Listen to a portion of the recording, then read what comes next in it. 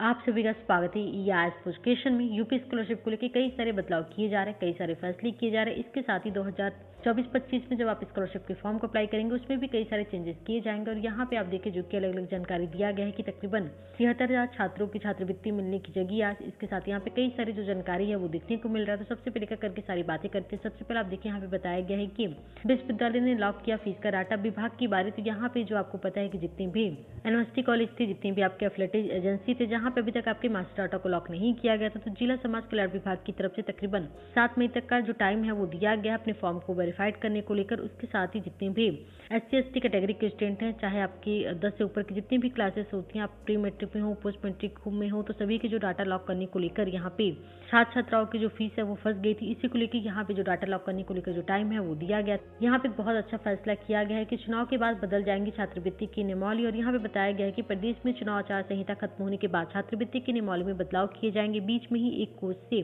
दूसरे कोर्स में दाखिला लेने पे पोर्टल पे डाटा में आवश्यक बदलाव मंडल स्तर पे ही हो सकेंगे। अभी ये काम निदेशालय स्तर पे होता था, जिससे विद्यार्थियों को दिक्कत होती थी। इस संबंध में समाज कल्याण निदेशालय प्रस्ताव तैयार कर रहे हैं। प्रदेश में SC/ST छात्रों को 2.5 लाख रुपए सालाना और अन्य वर्ग के 2 लाख सालाना तक आय होने पर छात्रवृत्ति एवं शुल्क प्रतिपूर्ति की सुविधा मिलती है। हर साल 50 लाख से ज्यादा विद्यार्थी योजना का लाभ पाते हैं। अगर कोई विद्यार्थी BSc की पढ़ाई बीच में छोड़कर बीटेक में दाखिला लेता है तो उसे बीटेक में छात्रवृत्ति और शुल्क प्रतिपूर्ति तब तक नहीं हो सकती जब तक कि BSc का डाटा विभाग स्तर से ब्लॉक न किया जाए। इस काम के लिए अभी विद्यार्थियों को निदेशालय आना पड़ता है। इससे निदेशालय में भी काम का भार काफी बढ़ जाता है। इस समस्या से निपटने के लिए फैसला किया गया कि अगले सत्र से पुराने डाटा ब्लॉक करने की जिम्मेदारी मंडल स्तर पर तैनात उप निदेशक समाज कल्याण दे दी जाएगी। इससे ये सभी काम 18 मंडल मुख्यालय पर हो सकेगा। इसके अलावा भी विद्यार्थियों की सुविधा के लिहाज से अन्य कई संशोधन प्रस्ताव पारित किए जा रहे हैं। इन पर अंतिम मोहर शासन ही लगाएंगे। तो यहाँ पे देखिए बहुत अच्छा फैसला किया गया कि अभी तक अगर आप बीच में कोई भी कोर्स छोड़ के किसी दूसरे कोर्स में एडमिशन लेते थे तो आपके पहले कोर्स का जो स्कॉलरशिप को लेकर जो डाटा ब्लॉक किया जाता था उसके लिए आपको लखनऊ जाना पड़ता था। वहीं से जो सारे काम है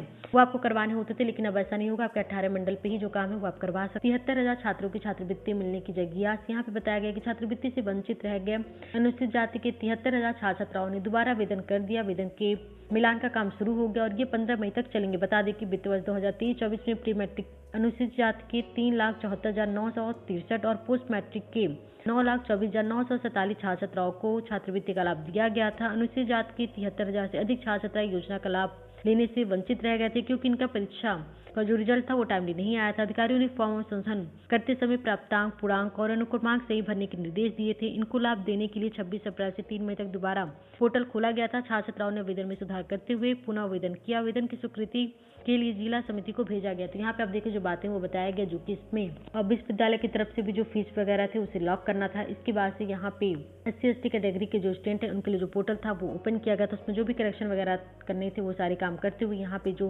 दोबारा से जो फॉर्म है वो सबमिट कर दिया गया। फॉर्म वेरीफाइड होने के बाद से इसी महीने तक आपके जो पैसे वो भेज दिए जाएंगे। इसके साथ ही 2024-25 में भी यहाँ पे जो छात्रवृत्ति को लेकर कई सारी जो नियमावली होगी इसमें बदलाव किए जाएंगे। तो अभी आपकी स्कॉलरशिप को लेकर ये जो सारी जानकारी है वो देखने को मिल रहा है। बाकी जो भी अपडेट आएगा हमेशा आपको टाइम टू टाइम चैनल पे मिलता रहेगा, इसलिए आपको चैनल को सब्सक्राइब करना है, बेल आइकन को क्लिक करना है। और कोई सवाल आपके रह जाते हैं तो अपने सवाल को भी कमेंट करो। टेलीग्राम को ज्वाइन करना ना भूलें।